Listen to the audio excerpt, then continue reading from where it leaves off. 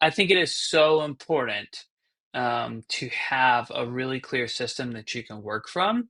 And honestly, when you're early in business, especially anything under $100,000 in revenue, um, knowing what to do and when to do it is so important. It's critical. Like you can, for example, um, one thing that is really important that I coach all of my students uh, is increasing their client frequency, right?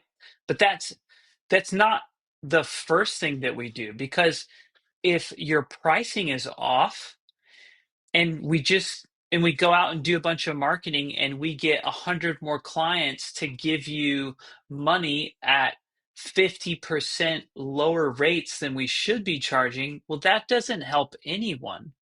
And we've basically grown your business almost into the ground instead of up. Remember, failure was part of the objective of entering the gym this morning.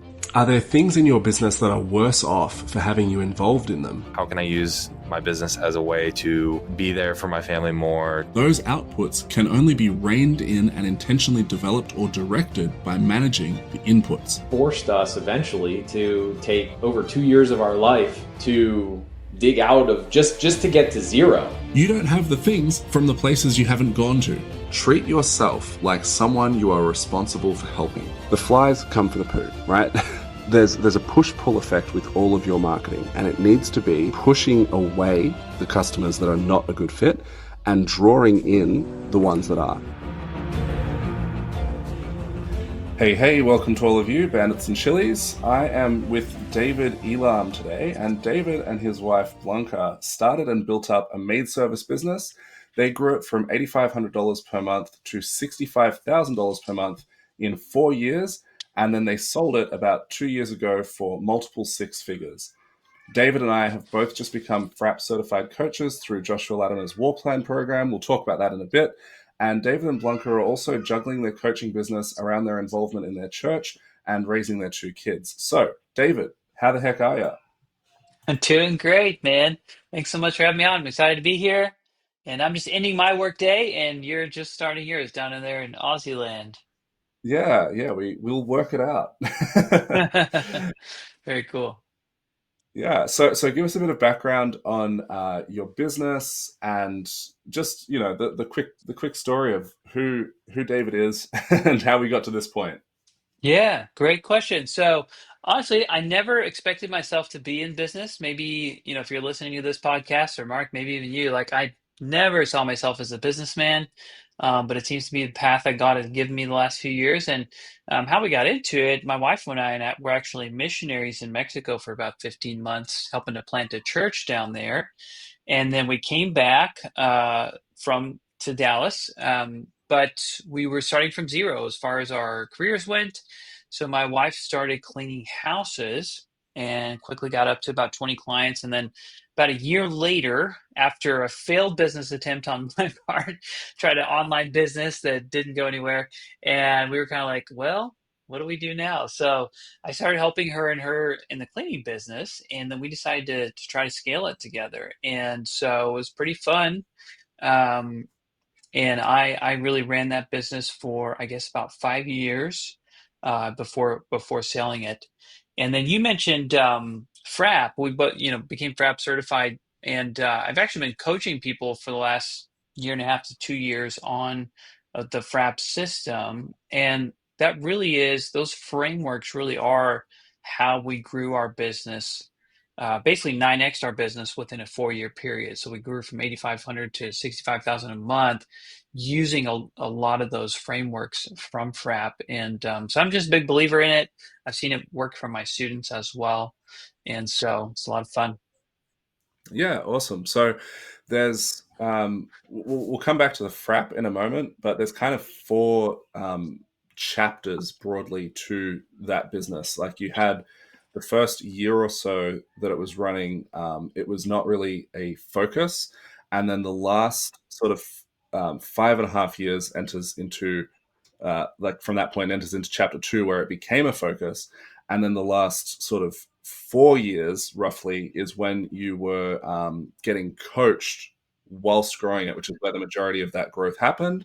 And then the last like closing chapter is like the sale process. So um, you can elaborate on any of those that you want, but like specifically those last two chapters where things really took off with the coaching, what made the difference there? What was your experience with that? And then lessons you learned from the sale.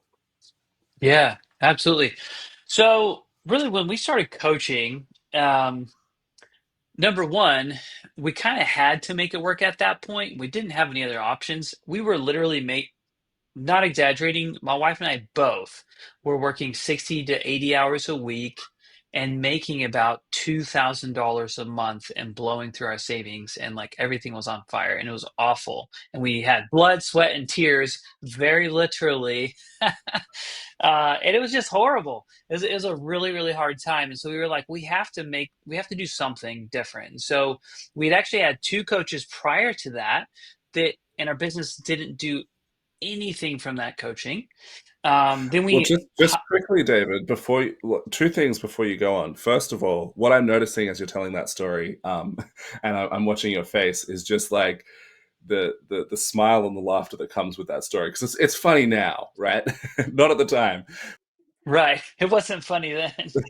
No, for sure, not when you're in it. But the second thing is the two coaching experiences, pardon me, that you had that didn't help your business, Yeah. right? Um, why not, right? Like maybe you can even just weave that into like what did, but like what was the difference? What made the difference between why that did not work for your It's a business? really good question. And um, I think looking back, a lot of it had to do with they didn't know our industry. And it was just kind of like, okay, try this thing and do this and a little bit of this. And my second coach, even, God bless him, he just was like extremely disorganized. And so we just didn't have a lot of meat on the bone, if you will, with those coaching experiences. So we were kind of like, we had to do something. We didn't know what to do, but if we didn't make this work, like we weren't going to be able to feed our children. I mean, like it was desperate. And so we ended up paying somewhere around 8 grand to some lady that I had found on the internet. And I I actually am a firm believer that when you make that type of investment, it scares you so much that you just take a different level of action too. Um, Yeah, there's a good line for that I heard recently, which is that transformation happens at transaction. yeah, yep, it's so true. Yeah, so when you put it all on the line like that, you have to make it work. And so I got down into the modules, I was consuming all these courses and getting my hands dirty, and we very quickly started to implement everything and really just fixing our pricing. Our pricing was horribly off. We were way undercharging, like probably almost all of your listeners are, because as humans, we just tend to undervalue our services grossly. And then uh, especially when you're good-hearted. But nonetheless, we raised our prices about 60% overnight, and nothing bad happened. We lost a couple of clients, but they very quickly got replaced by other people that were willing to actually pay what we were worth.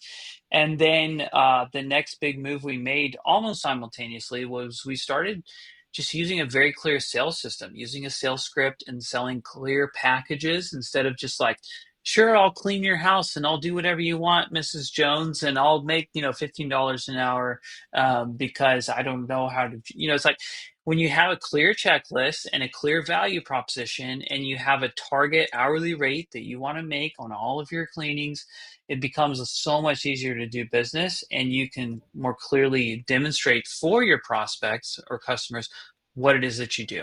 When we made those two moves, we literally doubled our revenue in 3 months. Now looking back, I mean, it sounds almost crazy and like hard to believe. Um, but it's incredible when you make big moves like that, what can happen. And we ended up 4xing that first year after coaching just from implementing automations and better marketing and getting coaching and having happy employees, like just so many little things that make the difference along the way.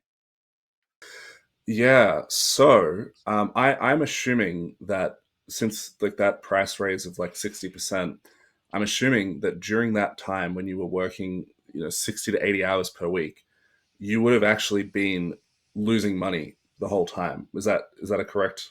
Oh, yeah, absolutely. Yeah. Okay. So, and like that's what's really fascinating about that is right. It's just like it seems if you didn't know any better, you would look at that on paper and think that it's not possible to be working week after week, month after month, losing money and not knowing about it. But it's very Hmm. possible, isn't it? Absolutely. Yeah. And so then it gets into this state where you're working really hard, you're burning the candle at both ends, you're burning out, and you're the whole time what you're actively working in pursuit of is going backwards. Yeah. And then in the midst of that, you scrounge together the $8,000 to join this program, which like basically has to materialize out of thin air because it's the business model isn't working. Hmm. And yet the bones of success are all there. Like you have enough of the working pieces. It's just it's just changes to really foundational things like the pricing that made a huge difference in that case. So I just think that that's really interesting. I just wanted to underscore that point of Yeah. not knowing your numbers can result in you exerting. You would have been working really like probably harder during the that 3 month period leading up to when you reach that breaking point than you were, say, a year later in the next 3 month period. Hmm. And yet the results would be hugely, hugely different, right? Yeah. Yeah, and honestly, the more our business grew over the next 4 years, the less and less we worked. In fact, I took a 2-week vacation from my business. I checked my email like once, maybe twice, um, and the my team actually did our best month ever while I was away in Florida. So so it's like when you have the right systems and the right things in place, you can actually work less and make more money, Yeah, yeah. which is what we all want. And many times it's hard to believe that it's possible until you've done it, or you really just start to believe, like, okay, if this person is telling me that I can do this and that they've done it and I can see a clear path, I'm just going to go for it. You know, but to your point, yeah, we were losing money and we had 3 employees, so we were trying to keep on payroll. We didn't want them to go hungry, and we didn't want, we were good-hearted people, but it's like you have to put your family first at some point. And so we actually, when we did that, we did end up letting go of 2 of our employees. We actually downsized, and sometimes you have to downsize to upsize, and that's okay. And like if you're listening to this, you need to give yourself permission that if your business is on fire and you're unprofitable, fix your pricing first, but then you may have to go 2 steps backwards so you can go 10 steps forward. And what we were doing was unsustainable, and we didn't really even yes, we realized it, but it's like when you hear someone else tell you, wait a minute, you're working 60 to 80 hours a week, both of you, and you're making like 2000. So in other words, you're making like $5 or $10 an hour. Like you're basically paying yourself nothing. And like when you just think about what that is, it's depressing enough that it makes you want to change. you know it's like going to the psychologist. It's like, well, yeah, I guess I didn't realize just how bad things really were, or going to marriage counseling or something. And sometimes you just need that reality check. But there's freedom in that. There's imprisonment in denial, but there's freedom in just acknowledging what's there. Once you know what's there and what's in front of you, then you can change it. You can do something about it. There's yeah. So with regards to the comment that you made about being good-hearted people, I think there's a lot of mental baggage that comes along with people when it comes to money and pricing and all that sort of stuff. Like money is the root of all evil, which is a misquote of scripture that even impacts the psyche of many non-religious people, right?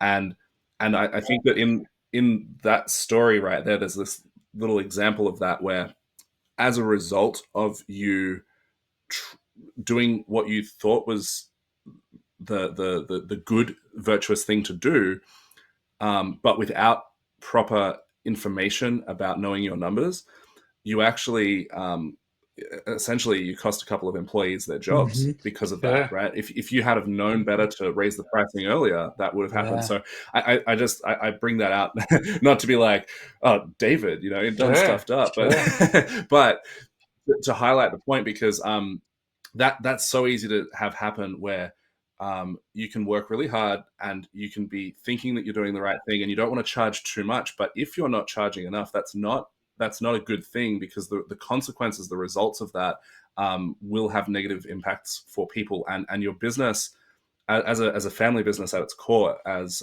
David just highlighted, it has to you have to like prioritize the family. So the first impacts of those kinds of actions are going to start from the outside in, and so it's going to hit your employees and their families before it Hmm. hits yours, just because of the nature of the ship, right? The next question that I wanted to ask you was kind of going back to, you said about the meat on the bone comment with the coaching and why the other Hmm. program didn't work. It kind of made me think of with kids, when if a kid has a tantrum, they say, you have to bring your calm to their Yeah. chaos, right? So And good. you described your business as being on fire and everything's going all over the place. And then you had one coach who was just like suggesting bits and pieces of this and that, and another coach that was just really Hmm. disorganized. And so, because there wasn't a really structured Yeah. framework, there was no calm being brought to your chaos. It was like maybe more competent chaos, maybe, Right. possibly, I don't know, but it was still a bit of chaos. So what do you think the real importance of a framework is with regards to the coaching that was Yeah, successful for you? that's a great question. Well, I mean, even God gives us a framework for life. So if it's good enough for God, and giving us His Word and giving us Jesus, and yeah, I believe that we should have frameworks with everything, and there's a quote I heard that, well, regarding the raising of children, children thrive in structure, and they don't thrive in chaos. Nobody thrives in chaos, and so I think it is so important to have a really clear system that you can work from. And honestly, when you're early in business, especially anything under $100,000 in revenue, um, knowing what to do and when to do it is so important. It's critical. Like you can, for example, um, one thing that is really important that I coach all of my students uh, is increasing their client frequency, right? But that's not the first thing that we do, because if your pricing is off, and we go out and do a bunch of marketing and we get 100 more clients to give you money at 50% lower rates than we should be charging, well, that doesn't help anyone. And we've basically grown your business almost into the ground instead of up. And so it's a big problem. And so we have to know what problem to fix first. And I think that that is actually one of the most critical, um, could I say, skills that a coach can bring to the table, and knowing what those first steps are. And so, as part of FRAP, we always go for pricing first. We got to fix your pricing first so that it's profitable. Your business is profitable, and then we build on that foundation. Next is average ticket, selling packages, having a clear sales process. Like my students on average increase their average ticket by 30 to 90%, just from selling packages. And so then now the business is even more profitable, right? So we want to add profit from day one, and grow from there, Mm. right? So I think that that's another thing that was like Yeah. lacking in our case was, yeah, it felt like it was this hodgepodge, like here's a bunch of ideas and here's a dashboard to track stuff, and it's like, okay, but like it's not working. Yeah. Like, Yeah. What 100%. So just to give a quick FRAP recap. So FRAP stands for frequency, referrals, average ticket, and price. And FRAP is implemented Mhm. backwards, but just not called path because that's disgusting.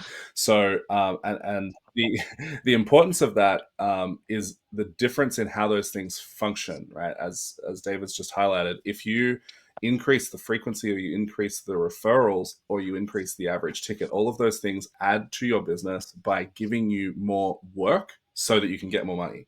But if the pricing is wrong, then you're giving yourself more work. And just to go back to David's nightmare example earlier, if you're working the 60 to 80 hours a Mhm. week and the pricing model is not effective, and then you add in more work, frequency, referrals, average ticket, and you're selling more jobs, you're selling more stuff, more services per job, all that sort of thing, but fundamentally the pricing is not fixed, then all you're going to do is accelerate your rate of decline because you're expending money on like the cost of goods sold and everything and all of that without actually having the pricing set up in such a way as to make money.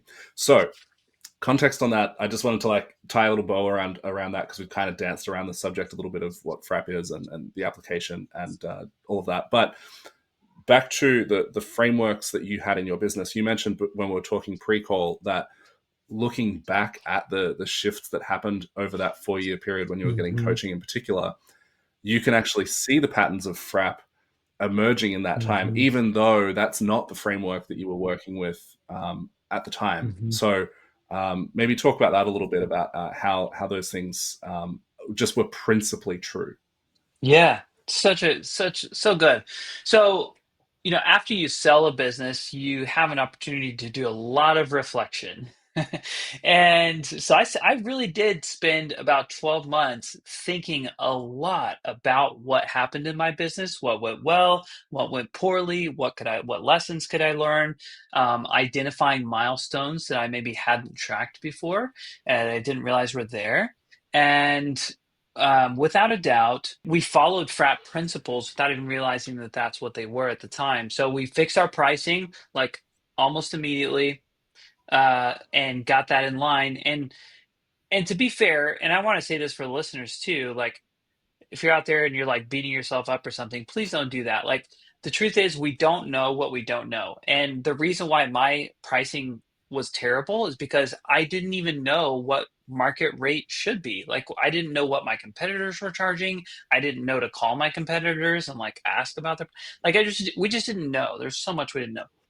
But we fixed our pricing first, and then almost simultaneously, like probably within the next week, we started selling three clear packages. And if you're not familiar, selling packages is one of the best ways to make your company more profitable. It also turns all of your conversations from a yes or no, would you like my services, to a which one should I buy conversation. You always want to have a menu. And so Yeah. those two moves right there. Yeah, if you have yes or no, sorry, I was just going to Yeah. underline that. If you have yes or no, then it's an Yep. ultimatum, Yep. right? And just by adding three options, you've now given them three yeses to pick from and only one no Hmm. still. Yeah, No, carry on, David. yeah, it's so good. And there's just such a psychological difference, and it feels different. You're actually doing a disservice to your customer when you have a yes or no conversation because it's awkward for them. So if it's like, here's some options, which one sounds good to you? That's like a actually less pressure than like a yes or no kind of thing. And but when we made those two moves right there, we literally doubled our revenue in 3 months. And looking back, like that's still amazing to me. Then we started adding automation. We got a new website. We got like a CRM, and we started to add more digital aspects to our world, which really helped a lot, even more than I realized that they would. So we ended up quadrupling within those first 4 years. Um, And during that time, we also got really serious about um, generating Google reviews, and that was something that I was very passionate about in my business. In fact, I was sitting on my couch. I can still remember it. I was sitting on my couch one day, and I thought, you know what?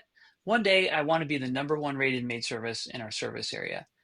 I thought, how long will that take? Probably about 10 years. But if I don't start today, it'll never happen. So I was like, I might as well start now because I want that to be true one day.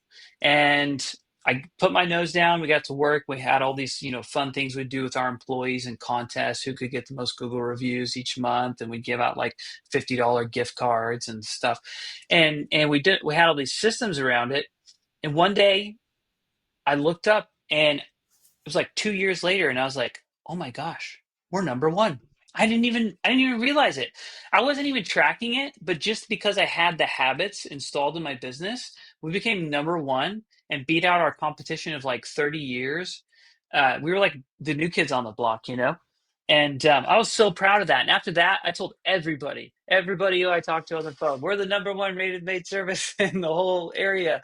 And it feels so good to say something like that because it's a big accomplishment, and it gives you so much more credibility. So that's the R, the referrals. So there's direct referrals, indirect referrals, and Google reviews or testimonials is just one of those pieces. And um, you know so we did those things, and of course we got with automations, we got a lot more serious about frequency, getting recurring clients, and just making that easier through automation and sales scripts and stuff. So yeah, I mean, Frap is amazing. It works, and it really helps you, gives you a clear path of what order should I implement these things in my business. Like what things should I work on first, because that can be very confusing. And Frap really solves that problem for you. Yeah, yeah, nice. Um, oh man, there's like so many things I wanted to I wanted to come back to. One thing, this is like a little side point, but we're just going to go on this side quest for a moment. You mentioned about the the value addition of having package options and how that better informs the conversation with the client, and it's less awkward and all of that. And before that, you had mentioned that when you were maybe like brand new, you were basically just saying, yeah, we'll do whatever you want, which sounds like the kind of thing that's really helpful. Like, hey, someone that's going to do whatever I want, and I can get them in, and they're gonna clean this, they're gonna do Yeah. that, and they'll do whatever exactly how I want it.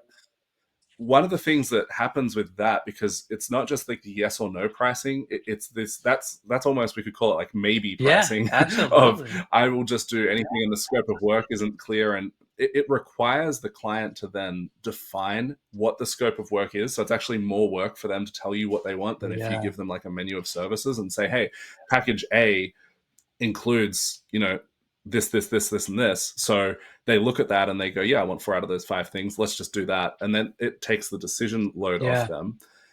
But also, if it's that kind of maybe conversation, and I'm curious on your experience with this, David, it can kind of muddy the waters of it's funny how it is just less valuable to not define the Yeah. scope, right? I'm curious as to what your thoughts are on why that is. Why it's less, there's less perceived value to a client when you say I'll do whatever than when you present them with options that say we can do this, this, or this. Right. Well, it just imagine if I was trying to sell you a watch, okay? And I said, Mark, I've got this watch, and I think it's brown. Sometimes it's kind of black, but it depends on which light you're in. And then the band, it's really comfortable. You're gonna love the band. The band is great. What kind of band is it, David? Um, well, it's got some sparkles, and it's a metal band. And then the face, you're gonna love the face. It's kind of round, but it's kind of like square at the same time, and um, and it tells time. Like, and you're like, okay, David, how much is this watch? It's $150. Actually, you know what? I'll give it to you for 75. because that's what we do, right? We're like, I need a sale, and so we just like give a random discount out of thin air. Yeah. Or how much do you think the watch should be Yeah, worth? yeah. Yeah. What do you, yeah. And you're like, well, I haven't seen it yet, and I'm not really even sure what I'm buying. So you can see clearly from just from that. Like if you're trying to sell retail and it's ambiguous and people don't know what they're buying, like Mm, how do you put a value on that? But if I'm like, Mark, I've got yeah. I've I got this think amazing watch, and it was actually designed by these the top Swiss watchmakers. It's got a oval face, so it's like very unique. It's got one of those. I wish I could remember all my lingo. It's a quartz timepiece. It's self winding, so you're never gonna have to like worry about having a battery. It's heirloom quality. It's got a metal band that's adjustable.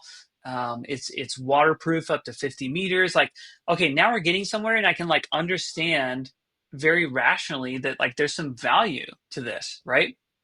And so I'm going to be willing to pay a higher price. I feel like this is the I feel like this is a great example with the watch because fundamentally, right, like the purpose, the function of the watch is that it tells Right. time, right?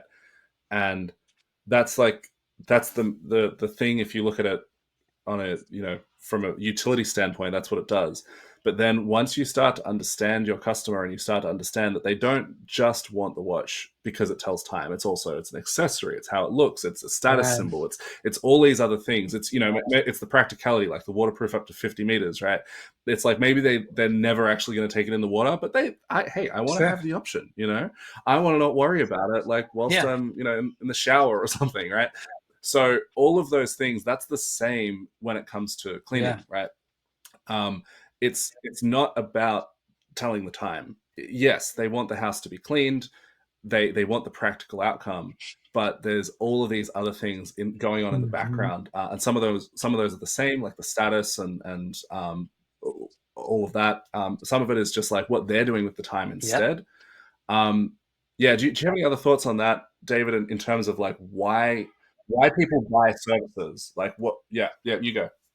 Yeah, no, everything you said is great, and even the waterproofing, for example, is a guarantee. That's a type of guarantee, and it's like a lot of times we don't even have a guarantee, or our Mm. guarantee is like everybody else's. Oh, if you don't love it, your money back, or 100% satisfaction guarantee, blah blah blah. We've been hearing that for 100 years, and nobody Mm. cares.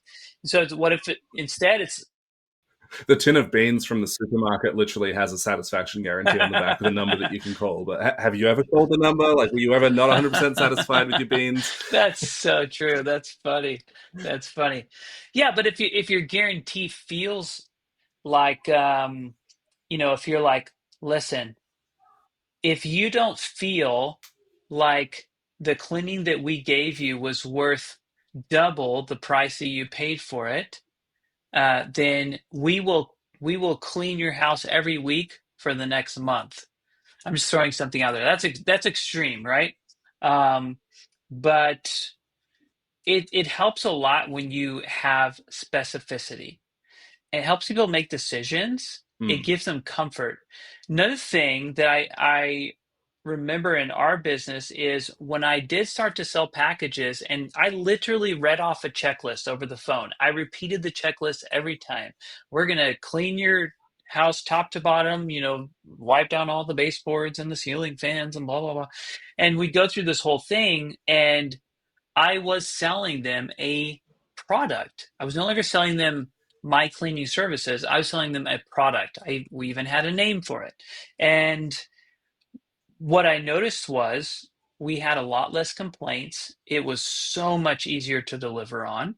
It was not confusing for our technicians.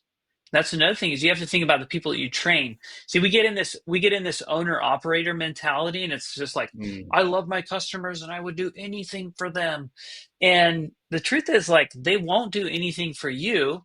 Like, there is a transaction happening. And yes, we have relationships and we love people, and I love my customers, but like I've got a family and I need to take care of my family, and then my employees, they have families and I need to pay them well. And after I pay them really, really well, like we paid our employees literally 2 to 3 times what uh, other cleaners were making in our market. Um, so I pay them really well, and then I need to have enough to pay myself well so I can take care of my family. So, um, gosh, I forget exactly where I was going with all that. But basically, Just the extent you're going to for the customer and how that makes it more difficult for your team if the scope is not clear is I think where you were yes, headed. yeah. So training becomes so much easier, and as an owner operator, we get in this trap of just doing anything and everything for our clients, thinking that that's wonderful and we're wonderful for it. And then we try to hire our first employee, and they're frustrated out the wazoo because you customized your business to death, and no one can live up to the expectation that you've set even for yourself. And if you're honest with Mm. yourself, you probably do all these wonderful, amazing, magical, mysterious things for your customers for the first 2 to 3 months because you didn't sell them anything concrete in the first place. You sort of sold them this ambiguous, I'm going to, make your life amazing thing and do all these wonderful things. And then after a while, you even stop like doing stuff, and then they get displeased. And so when you have a really clear checklist, Yeah, I was gonna say they're now anchored to that yeah, expectation, that you're just kind of going to do this exact bespoke thing for them. And we have found with that it when a client requests really specific, they want it this way, not that, they want this room done but not that room, and blah blah blah blah blah. It does make the job so much more complicated, and we have a lot more issues with those kinds of jobs. But the other thing so it actually just on the customer service side, it's not as good because like they are more likely to have a problem with it because it's harder to yeah, deliver on. But the other thing with the package framing of the pricing and presentation of pricing is that helps to eliminate that a lot, and that then allows you to deliver a better service, because if you have options, A, B, and C, that your team are trained on, and they know, okay, well, this means I'm going through, I've got this yeah, equipment, I'm doing this scope of work, and away we go, we're done. It's really clear for them, so they're able to deliver at a higher level. It makes the conversation easier, and everything for the customer. They have to think about less stuff. And one other like tiny little piece on the puzzle, which like this kind of I feel dovetails with what you were saying before, David, about like fixing the pricing before the frequency referrals average ticket, so that you're not creating more work for yourself, is the marketing push pull effect. If your marketing is attracting the wrong kinds of customers that will always insist on changing the scope and trying to pick it apart and line item it and take out this one little thing, probably because they're price sensitive, then the marketing has to change as well. Your branding has to so level up true. over time Yep. so that you can get the easier customers to service, so that you can provide them the higher level service. Yeah.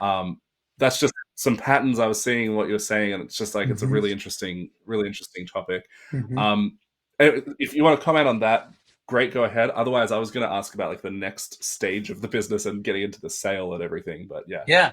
Well, I'll just end this section with to kind of piggyback on what you just said. Um, People love specificity, and I actually at one point in our business, I took our core packages and I actually put them on our website, and I found that I was getting customers through SEO that would just find that one web page, and they would call us up and be like, I want the top to bottom deluxe ultimate. That sounds amazing. It's exactly what I need. And so they would they would sell themselves on the deal because they got to choose from a menu. It's like Mm.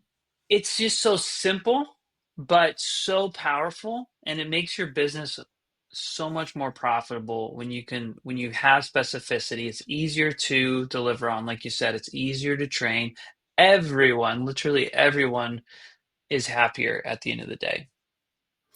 Yeah, yeah, because if you back to the watch thing, like imagine going to a watch website and you're like, I'm going to buy a watch, and you click on this website and it doesn't have a watch there for you to buy. It has the concept of a Hmm. watch. And then and then you need to reach out and contact their sales rep so they can talk to you more about this concept of a watch, and then maybe they can arrange a watch for you. That's kind of what happens a lot of the time with home Yeah. services. If there's not like that specific package pricing menu, it's like, yeah, this is the idea of cleaning.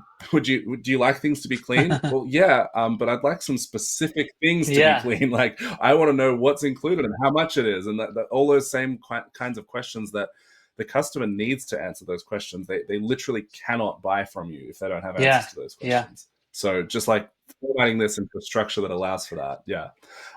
So David, onto the sale Hmm. of the business, like transitioning. First of all, like, was there anything specific that prompted you to go, okay, like, we want to sell this. Now's the time for us to do that. And then what was the process like? Hey, it's Future Mark here, jumping in because I'm excited to share with you that Aubrey and I just finished the 5-day Freedom and Profit Quest. There are still 17 free spots left on the sign up page, and listen to what Aubrey said when I asked him if he would take $15,000 in exchange for not doing the 5 days. 15,000, not do the 5 days?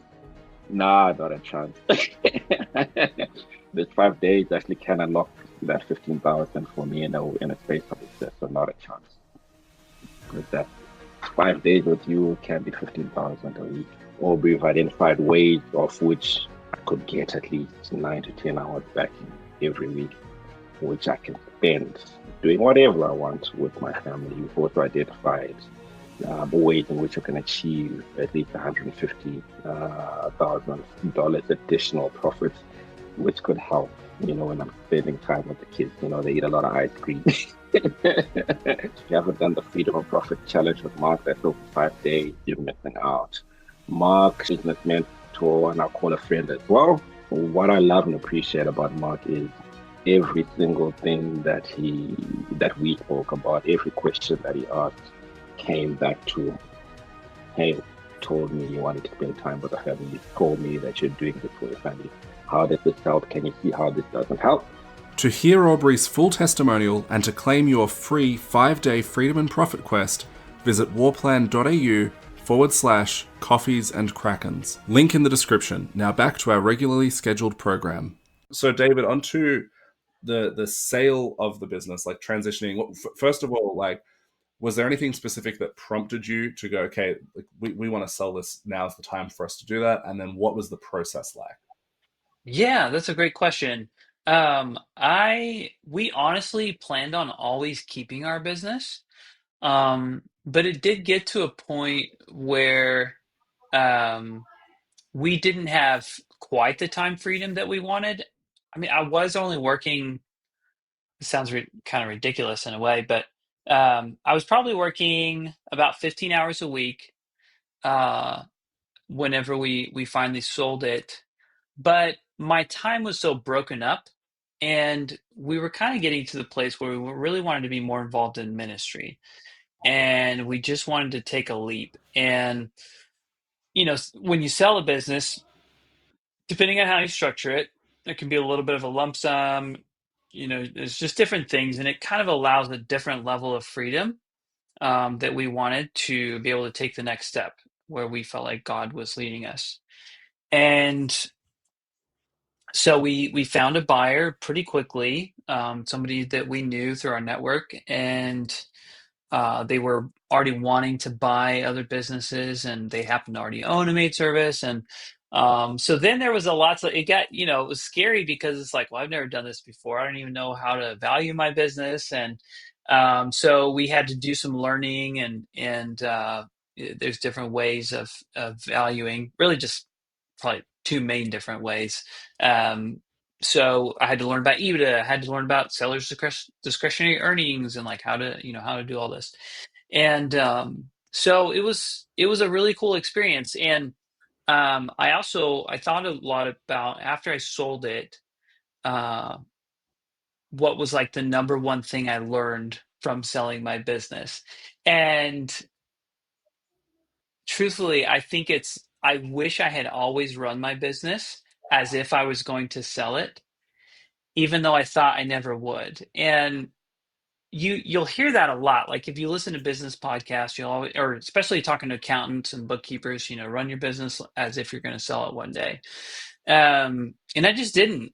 And it's like there were little things in our finances that, because they weren't, just a little bit of sloppiness here and there, can actually diminish your profit tremendously. Or let's say you're overpaying for softwares. I was software heavy in my company, and it's like all these little things that steal some of your profit changes the multiple that you can sell your business for tremendously. So even though we still, got a really good deal, it could have been even more, right? And that's something I think about. And another thing too is if you have the mindset that, hey, I could sell this business at any moment. I don't know. I don't know what could happen tomorrow. I might just wake up. I mean, literally, my wife and I were like this. I went to an event with Josh Latimer, actually, just kind of had a heart change about some things. I was talking with some friends. Also, I was kind of in some talks with some friends. Literally from like Friday to Tuesday, my wife and I had a conversation. It's like, bam, we're selling the business, and came out of nowhere. So, so there's you'll be more profitable if you have the mindset that, hey, maybe one day I'll sell this, because you run a tighter ship. You're just going to run a tighter ship if you have that in the back of your head. And so that's one of the biggest things that I learned through that whole process. Why do you think that is? Because like it's true, it's Yeah. 100% true, but it's interesting that like recently I did an episode where I was talking about like how people will take better care of others, or like the take better care of their pets than themselves. Like Jordan Peterson's 12 Rules for Life, he references that study about people on kidney dialysis, right? And they're more likely to skip their anti-rejection medication and risk having to like this whole process again. They're more likely to do that than they are to like skip medication for their pets.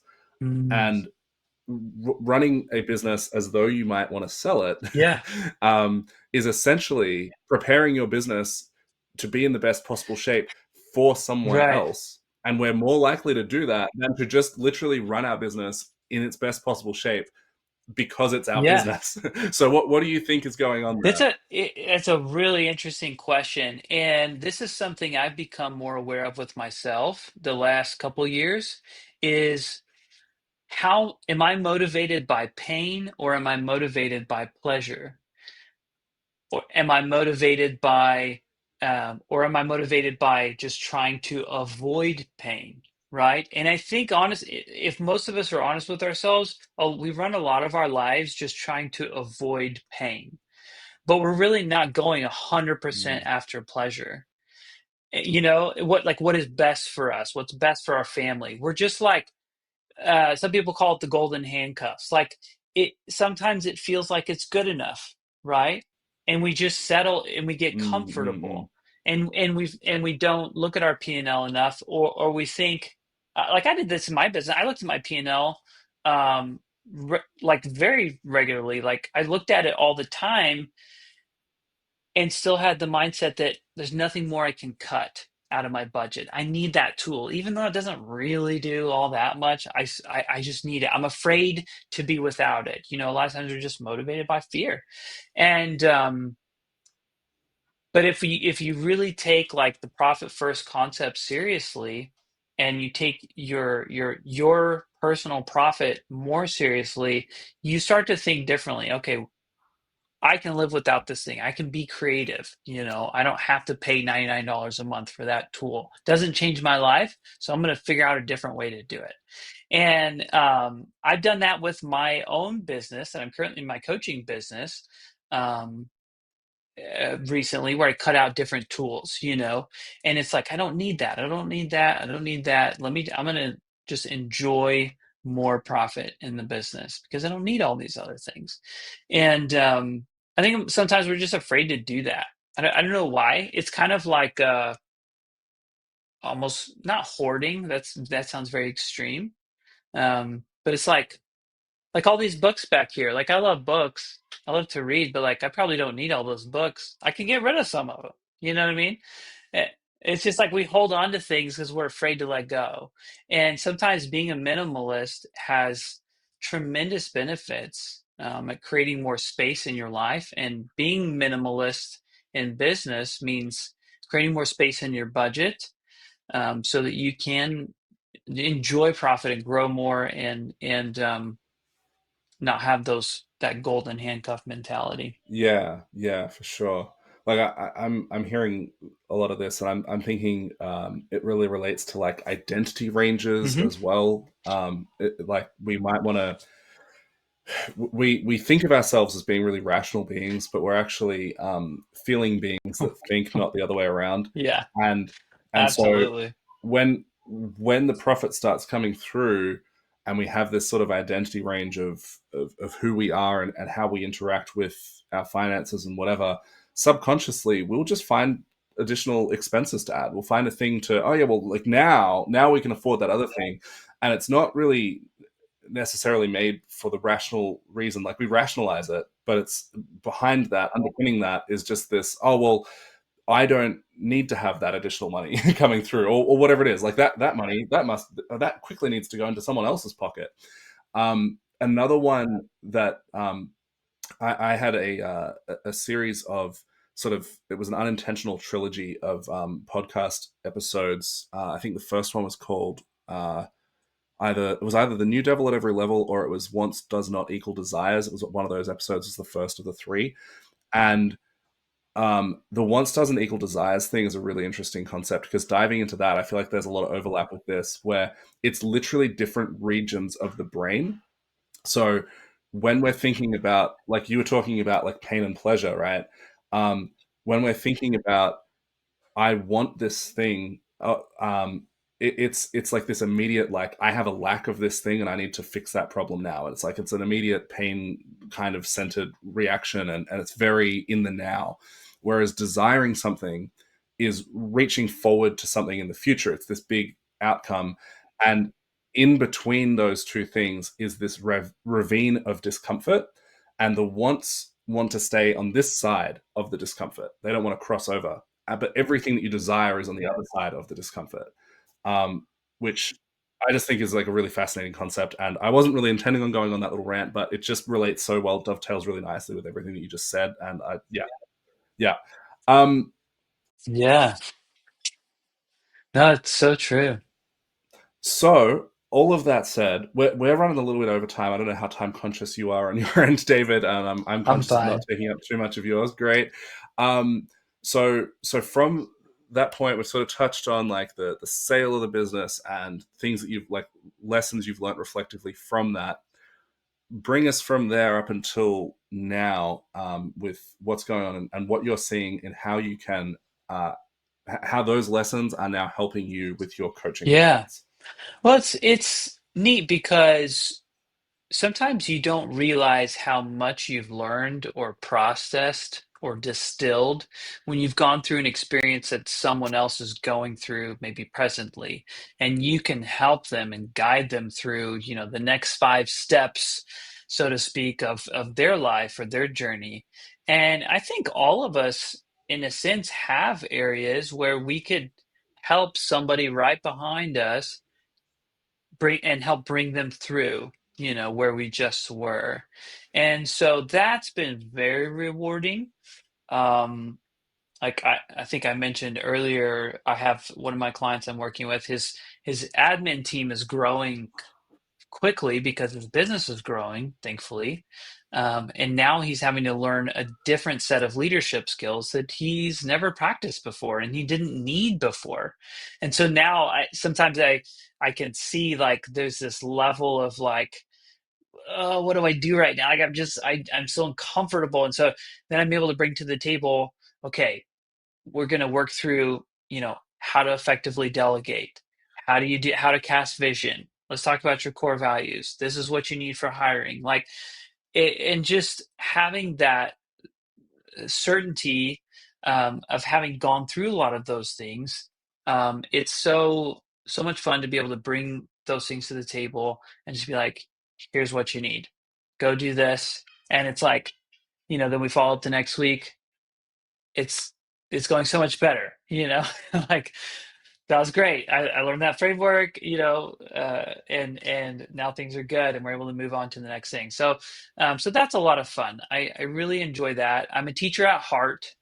Always have been. My entire career before this was teaching guitar for, I don't know, 20 years or something. And so I've always been a teacher, and I just love teaching anything. Mm. I asked you this in relation to your coaching business. I didn't ask this in relation to your service business, but how long it had taken you to get to where you are, and how long it would take you if you had to repeat it. And so you're sort of like 2 years into your coaching um, journey, and you said if you had to start from zero, it would probably take you like 3 months to get to where you are, right? Hmm. What about with the maid service business? If you had to start a business Hmm. tomorrow doing maid services, how long would it take you to get to $65,000 a Yeah, month? that's a really good question. We had about 200 clients, 200 recurring clients when we sold our business, and then we would usually do anywhere from 20 to 40 one-time cleans in a month. So if I had to do it over again, I'd be really surprised if we couldn't do that in 1 year.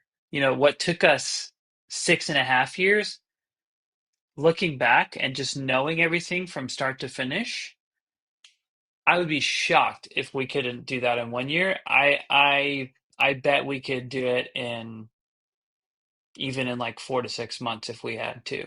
I think we could do it so much faster. And it's just knowing, once you've kind of gone through all those different stages, it's just easier to just kind of pull the trigger on things.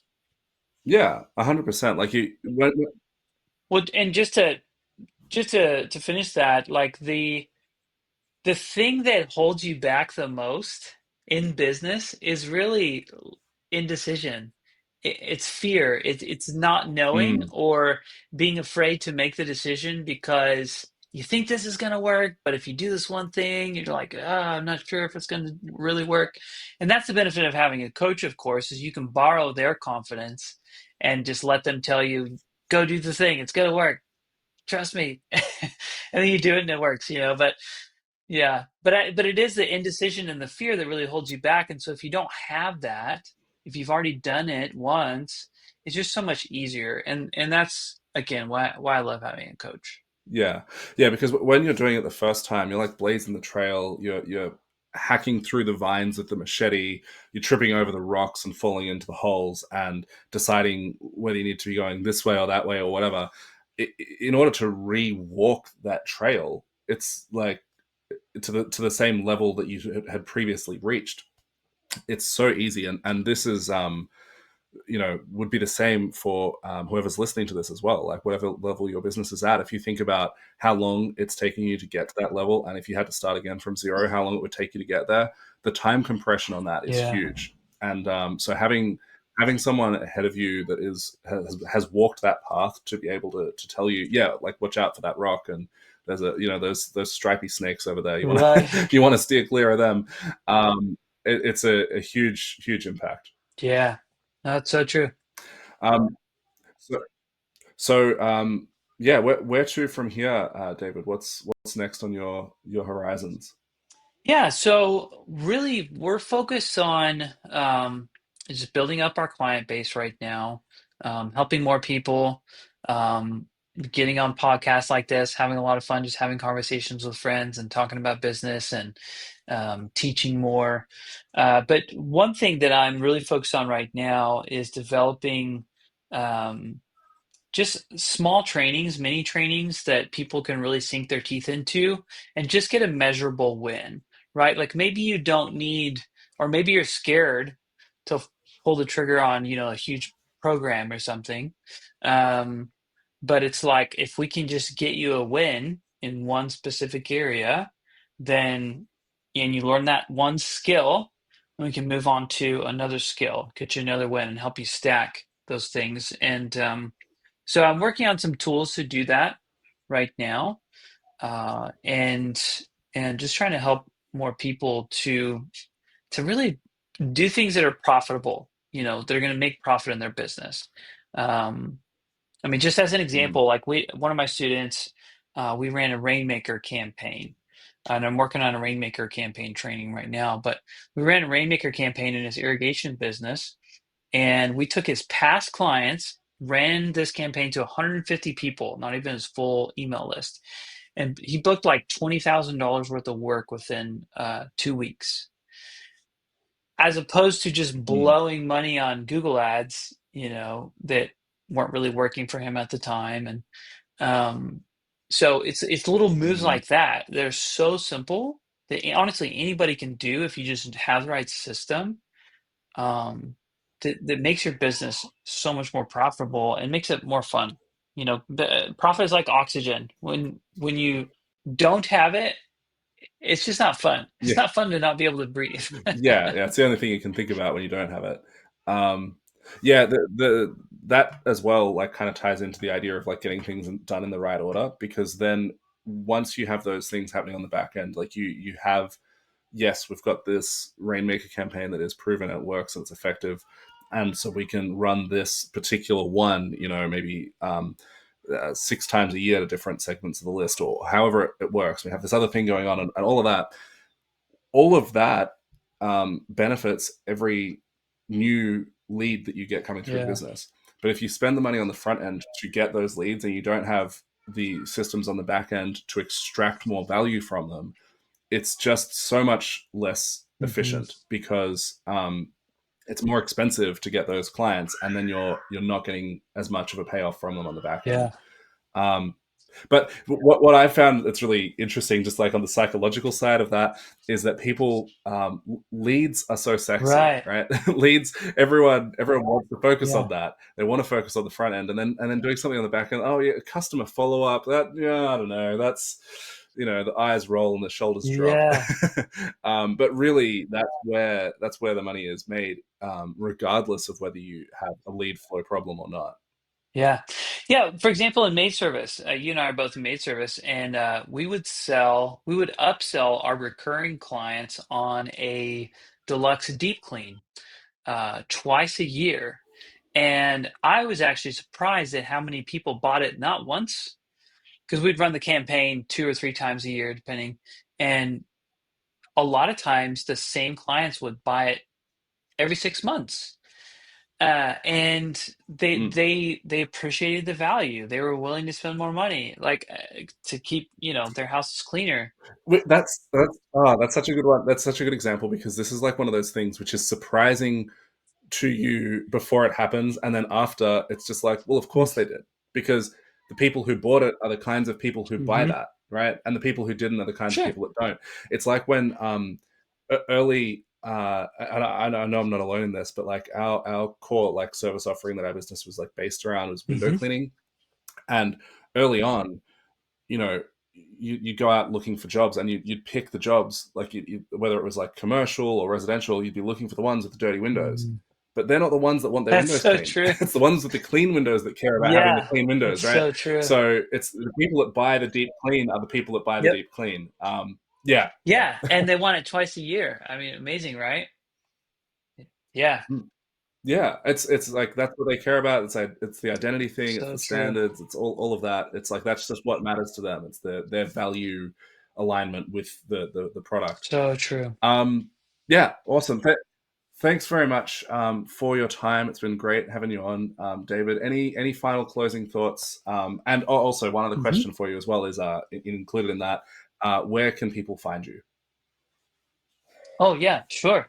So I actually have an ebook on my website about the FRAP framework, and real case studies about how you can use it to literally double profits in your business within 12 months. I don't know if you knew this, Mark, but one of our colleagues, John Carmazin, he told me recently that he's got a $2 million pressure washing business. They literally doubled the profit in their company in a 12-month period. Mm, They didn't grow their revenue. They didn't have to. They used FRAP to double profit, mm, which is mm. way more meaningful. Um, so Yeah. Yeah, John has actually been Okay, on this cool. podcast, but he was on, I think, not long before they did the numbers on that and realized that. Yeah. So, but yeah, which is a crazy one of the, just to like underscore the point of like why that is so different, aside from the fact that you actually get to keep the profit, you know, to keep Yeah. the revenue, is that it's inherently, if the revenue doesn't change but the profit doubles, the workload as a whole has not Hmm. changed, and the profits and the take home has still doubled, and probably because like that's happened at the same time, the workload has actually probably Hmm. reduced, which like kind of dovetails again with what you were saying at the start about like working less hard whilst making more money. Yeah. Anyway, No, yeah, absolutely. carry on. Absolutely. So anyway, we've got an ebook, or I have an ebook on my website that people can download for free. So if you go to my website, it's winningmadeeasy.io. So again, winningmadeeasy.io, and download that free ebook. I'll put a link in the description as Yeah, well. awesome. And I've got different tools, but to give away, I've got this morning I was actually doing a training on 3 different GPTs that I've trained on a lot of our frameworks to help people just produce better assets for their marketing and different things. So, if people want access to that, they can text me um and get you access to those things. But yeah, would love to hear from, anybody who wants help, needs help. um, yeah, we're here to provide resources. Yeah, awesome. I will be checking those out myself. I want to see what you've got going on in the ebook as well. So, Cool. no, great. Thanks again very much for coming on, David. And yeah, we'll keep in touch. All right. Thank you, Mark. Hey, you're a family-oriented business grower. You should join our free group for family-oriented business growers. It's like the perfect place for someone your size and shape. Join via warplan.au, link in the description, and whilst you're there you can book a free clarity call with me to help identify the next 3 dominoes you need to knock over in your business.